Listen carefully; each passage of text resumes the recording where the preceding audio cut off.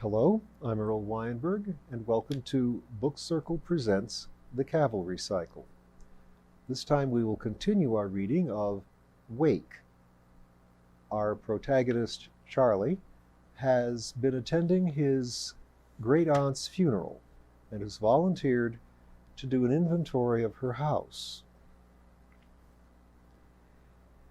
Nathan said, "Your mother asks for you to look for a framed sampler, letters and numbers, and the Lord's Prayer in French. I know the one she means."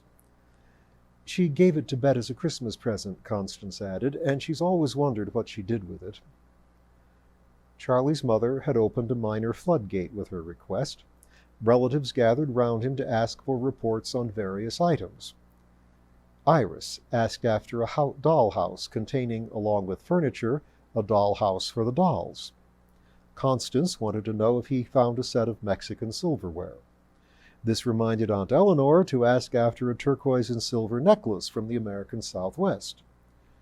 Almost shyly, Mark asked Charlie to say if he found a DVD set of interviews with crafter mages. His father actually spoke to Charlie face to face, long enough to ask after a portrait of Geoffrey IV. And there had been a set of apostle spoons and a hand-painted deck of cards and a small Swiss gargoyle.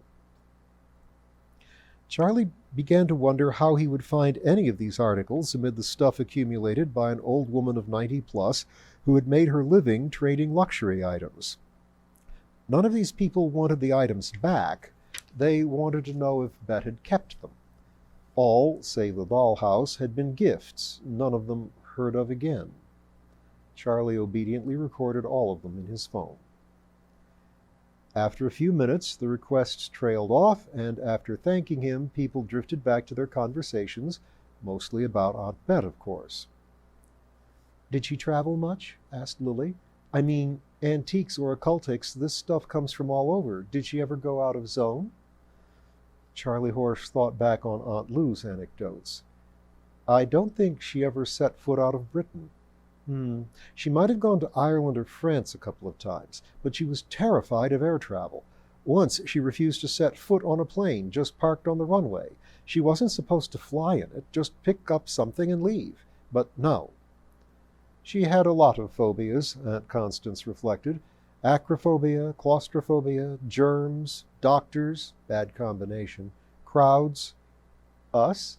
asked Alex. "I don't think so," Constance answered carefully. "Not afraid. Disappointed, of course. She was disappointed in Mark for marrying Eleanor, and in Evelyn for marrying your father, Charles, and about Lucille not marrying at all, and in Nathan for marrying me, though since he was no relation, I never saw what business... Well, de mortuis nihil nisi bonum." "Why?" demanded Alex, who had been looking increasingly nettled as his mother went through Bet's list of disappointments. "Why speak nothing but good of the dead?" "There are two possible reasons," Charlie Horse answered quietly. "One nice, one less so. The nice one is we should not speak against the dead because they cannot answer. The other one is that one should not give the dead reason to break with custom and come back to answer." They were all ghost sensitive. Everyone glanced around the room, but Bet put in no appearance. "I wonder if she's disappointed with the afterlife," said Lily. "Uncle Dieter must have been a big disappointment," Charlie Horse mused back. "From the start," Constance agreed. "She didn't even like his name, said it didn't sound Grand Norman. His parents were refugees from Valkyrstein. I don't recall if he was born before it went under or as a Grand Norman." "Why did she marry him then?" asked Lily. "He loved her, don't ask me why, and proposed. And I think she knew that there were not many fish in the sea for her." "Did she love him?" Lily asked. "I think so. I suppose so. Remember, she was your grandparents' generation, not mine, and Aunt Lou's." They all looked at Charlie Horse. He stared back. Aunt Lou did not discuss her sister's marriage with her niece's son. She never even told me why Dieter went away. Bet never said either, Constance answered. I know she was always nagging him. Well, said Alex, I suppose that eventually he was too big a disappointment. And as every kid knows, disappointing is code for infuriating. He smiled sweetly at his mother. She smiled grimly back. Excuse me, it was Father Lanton. Were you discussing Mrs. Polian? They all nodded. I've been trying to hunt up information to compose a little eulogy for her. Can you suggest anything? He was trying to squelch a plaintive note in his voice. He must not have got much from Mark, Eleanor, Iris, or the others, and he must have noticed there were no tears. Charlie Horse suddenly felt himself cast in the role of judge. He did not care for it. Slowly he answered, She was highly educated, knew all about art, Western art, 19th century and back, especially Enchanted. Constance picked up on this. She had superb taste, and leveraged it into her career. And when she was young, women didn't usually have careers, not even Grand Normans. Lanton nodded. And her personality, her virtues? Charlie Horse and his family exchanged helpless glances. She could be very candid, Charlie said. Like the time she told us she hated small children, said Alex. Demortuous, his mother murmured. Of course, none of us were small children by then, Alex offered. Lily smiled coldly, though we could all make the inference. She met Constance's eyes. Constance sighed. She was undoubtedly having a bad day, Charlie said. Alex nodded. Yes, yelling and stamping around. It was Lanton's turn to sigh. I understand that she was a disagreeable old woman, but we are all imperfect, yet we are all children of God, and she has died, the final vulnerability, exposed to the final risk. Is there no kind way we can mark this? Charlie Horse felt a blush of shame heat his face. He glanced up and saw the same for the others. Sir, he ventured, perhaps a eulogy isn't the way to do that marking. If you try it, everyone will just be thinking he didn't know her. I did not, Lanton admitted. Do you know if she was even Avenese or any other kind of Catholic? That's how she was raised, said Constance, but early on she switched to a Severant. Otherwise she'd have died in hospital instead of alone. There was Trella, Lily reminded her. Well, yes. What did she die of? Charlie Horse asked. Heart failure, Lanton answered. We brought Dr. Mundy yesterday to pronounce. He'd been expecting it. It was all we could do to get her to take his prescriptions, said Constance. Well, said Lanton, perhaps a psalm instead of a eulogy. Perhaps the 19th? Which one is that? Asked Alex. Charlie Horse recited, The heavens declare the glory of God, and the firmament proclaims his handiwork. Day to day pours forth speech, and night to night declares knowledge. One of my favorites. He smiled at Lanton, who smiled back and withdrew. Mark with kindness, muttered Alex. Coming here at all was kindness. I came all worked up to be sorry for her, but then we started actually talking about her. But Father Lanton's right, his mother said. Oh, I'm sure. Then Lanton called for attention, thanked them for coming, recited the psalm, pronounced a final blessing on Aunt Bett's soul, and left with the sexton. The family munched on the buffet for a while, chatting less and less about Bet, and started to drift out. Constance and Nathan made sure Charlie was coming over tomorrow. Finally, he was alone, and could stand without looming over someone, stretch without bumping someone. He rose. No, you don't, said a sharp voice, and Trella stepped out from behind a chair that could not properly have concealed her. Not a fox this time, but a tiny wisp of a woman, little more than knee-high for Charlie, in an orange-brown dress under a white apron. You sit down and get a proper feed. She strode briskly around the tables, loading up a tray as she went. I've tended horses in my time, and you may be a big un, but you've lost flesh, I can see. Anyway, that pretty jacket hangs loose on you. Bet your aunt saw that, whether she said anything or not. I'll feed gladly, ma'am, he told her, but I'd rather eat standing. Well, that's horsey enough. Fine. Wine to wash it down? I'd like that acorn tea. After a few plates, in which Trella joined him, he said, Now, ma'am, this may sound strange, but not when you think about it. Do you have some garden shears and a blender? Yes, what for? I want to make mulch, grass stew. I need to feed horse-wise as well as man-wise, if you see what I mean. Ha, I do. But why stew it? Because I don't have horse teeth. She nodded, left the room, and returned almost immediately with a pair of garden shears for him and kitchen shears for herself. The garden shears had been freshly washed.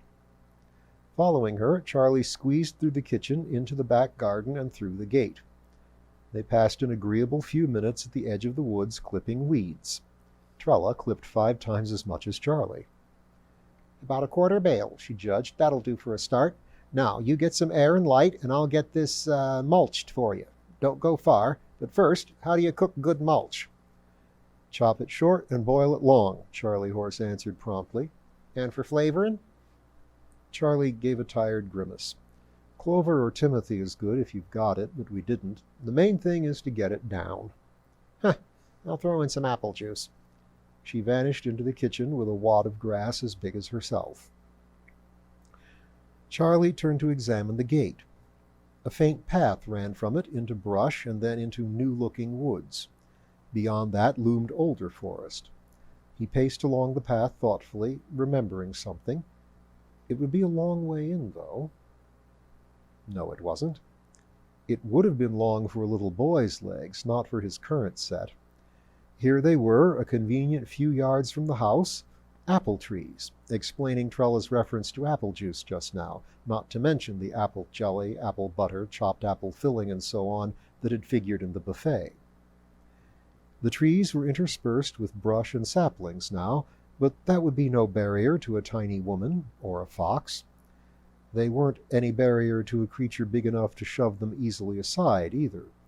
He reared, extending one foreleg to touch a trunk for balance, thrusting his head into the branches. Little green apples, this summer's crop a-growing, free of rusts and insect bites. The leaves were glossy too, and here and there were marks of pruning. He came down on all fours, then sank lower to sit on the ground. Now his head was child-high, an older child. He had been smaller still when he had last been here, the ground cleared for human passage, the gnarled branches high enough but not too high, inviting climbing. It had been sunny and warm, like today, and Uncle Dieter had come to fetch him. Where was Uncle Dieter now? Did he still live? A brisk metallic ringing, as for instance someone rapping a pot with a ladle, summoned him back to the fence. In the time that had passed, he would have been unable to bring water to a boil, much less stew the mulch. He, but not Trella. "You've kept up the orchard," he said, smiling as she passed him a big silver spoon. She had a large pot of hot mulch balanced on a fence post. He held it by one handle as he ate. It was the consistency of oatmeal and tasted pleasantly of apple. "Course I did. Why not? And still get mushrooms and nuts and berries delivered regular." "But Aunt Bet wouldn't eat them."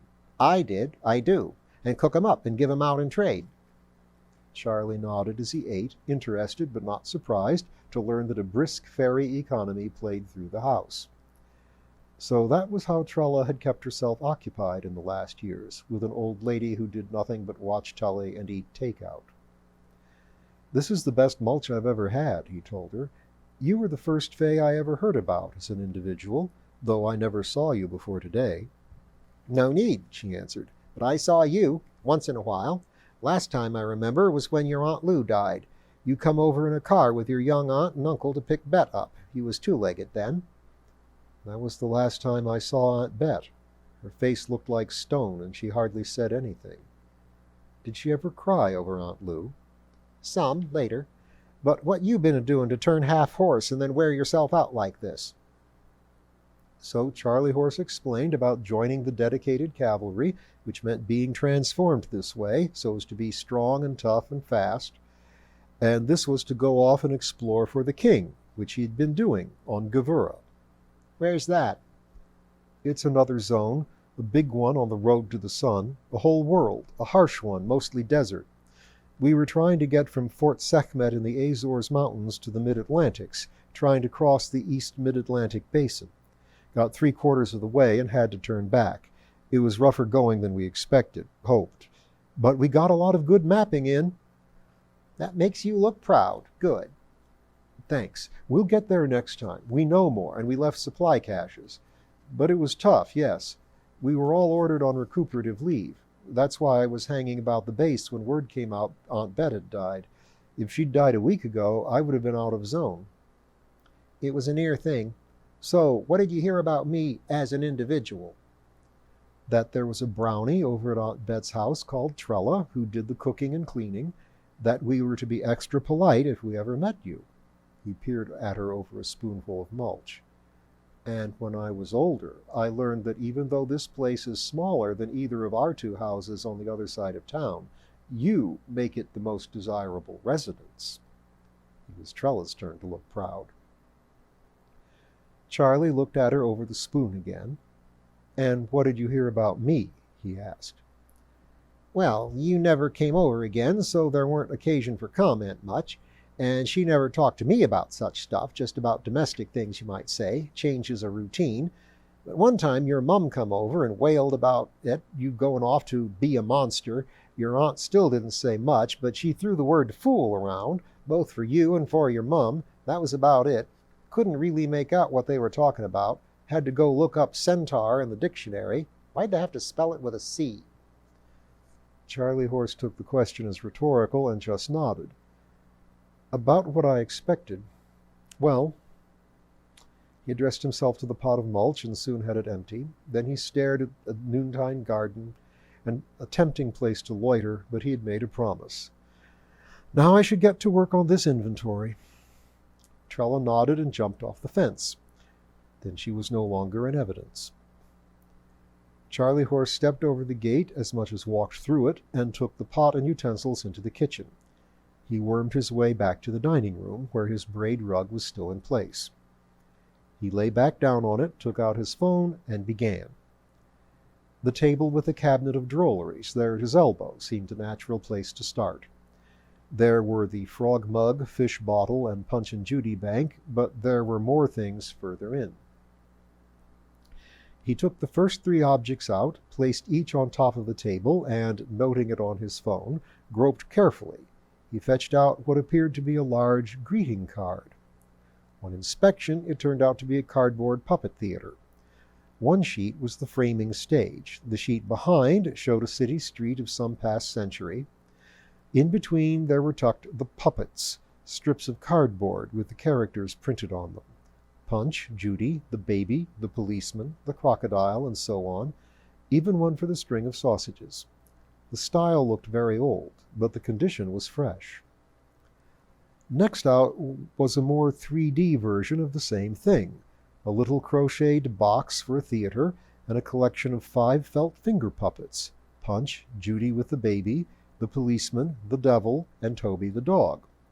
A short string of oval brown beads were the sausages.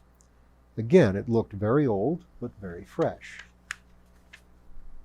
The finger puppets were scaled for children, but they would fit on Charlie's little finger. On a whim, he slid Punch on his left one. Very faintly, as if far away, he heard a high voice. It spoke one phrase and stopped. He held the finger up to his ear, but heard nothing. Experimentally, he took the finger puppet off, then put it on again. "That's the way to do it," proclaimed the voice, far, a little louder now, but he was holding his hand up to his face. A mage friend had told Charlie he had the potential to be a mage himself, but so far he could only do a little detecting. And he had to deliberately look for enchantment. Magic did not thrust itself into his awareness, as would sound. So he now deliberately examined the finger puppet for magic. A bit, of course. He let himself consider the spell for a while. Very faded, never major, running on minuscule amounts of the wearer's, Charlie's, vis, but rather elaborate, maybe more complex than he could read. Could an experienced operator have been able to play all the stock phrases of all the puppets? A very high-quality magical toy, and, he suspected, very old, but magically preserved or restored. He re-examined the bank and the cardboard theater. The bank was just metal, and even had flaking in the paint, but the cardboard toy carried the faintest whiff or tingle of preservative magic. Was there anything else?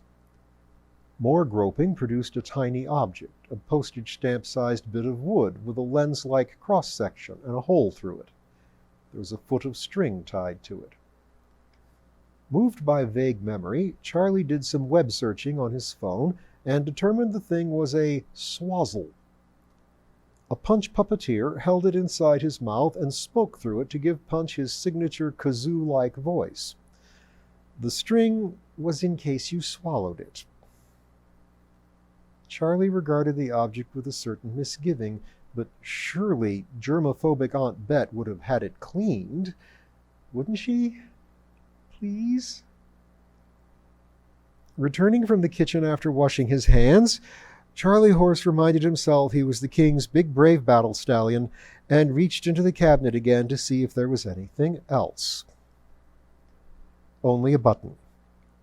It was the size of a shirt button, white, with a blue spot on it and a black dot in the middle of the spot.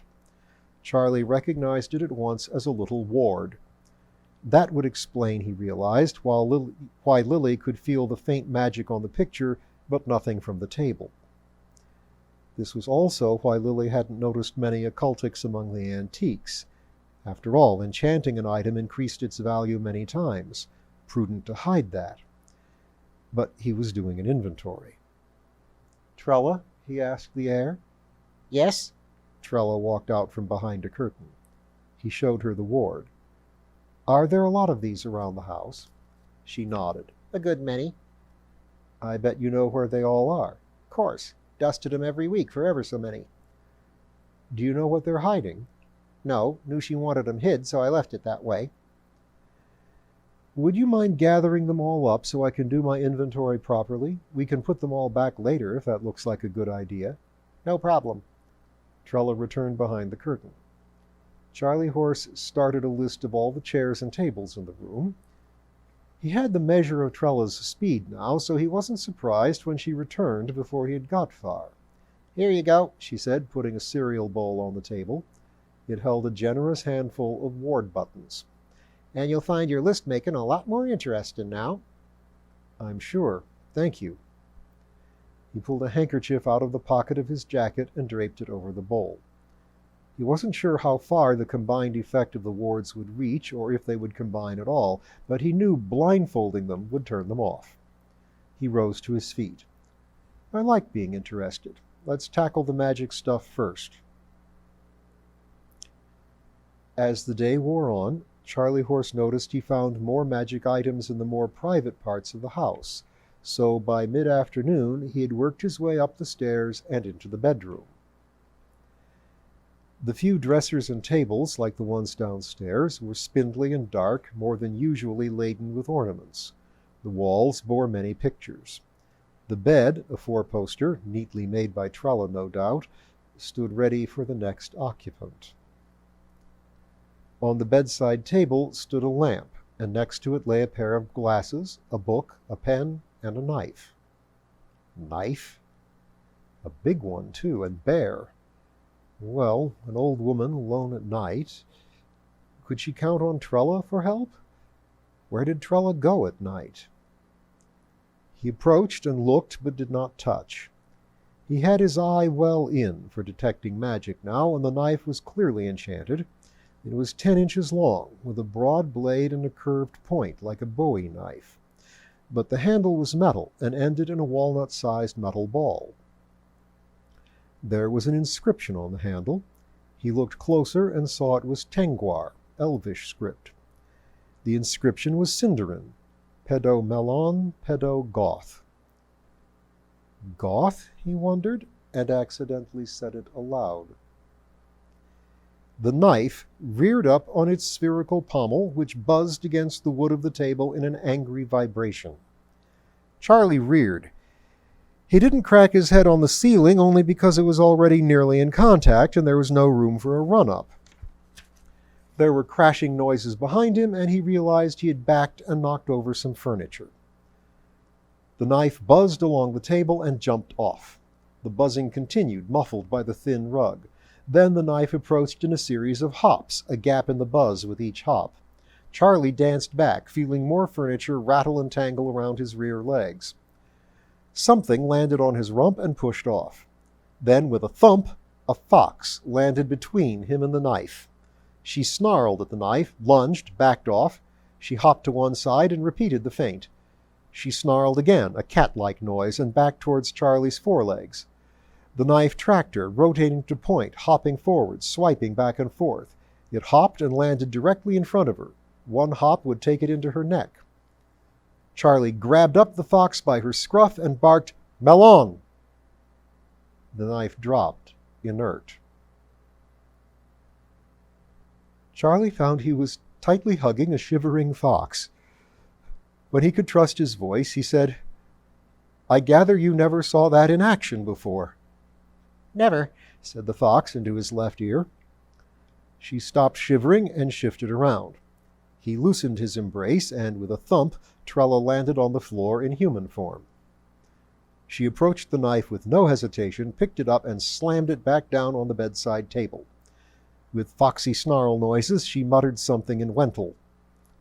She had not expected Charlie to understand, but with shaky laughter in his voice, he said, "Gotta say, that has to reflect on my ancestry, too." She ignored this and turned to scold. "Don't you know better than to go around reading stuff on chanted things? Reading aloud?" The snarl hadn't left her voice. I know, it was dumb. I'm sorry. Thank you." "Don't know I did any good. Thanks for grabbing me." Charlie nodded. They stood silent for a while, letting their breath steady. Then Charlie Horse began picking his hind legs out of the jumble of chairs and end tables. Trella moved in to help. "Nothing broke," she announced. "Some scrapes. I can fix those." "How nice," Charlie said distantly. "Yeah, not like losing a hoof or a paw." She glared at the knife on the table. They had just restored order when they heard the door open downstairs. "Hello, Charles!" It was Lily. "Hey, Charlie Horse!" called Alex, humor in his voice. "Upstairs," he bellowed. "Bedroom." Well, we'll find out what Charlie's relatives are doing here and what he has to offer them next time.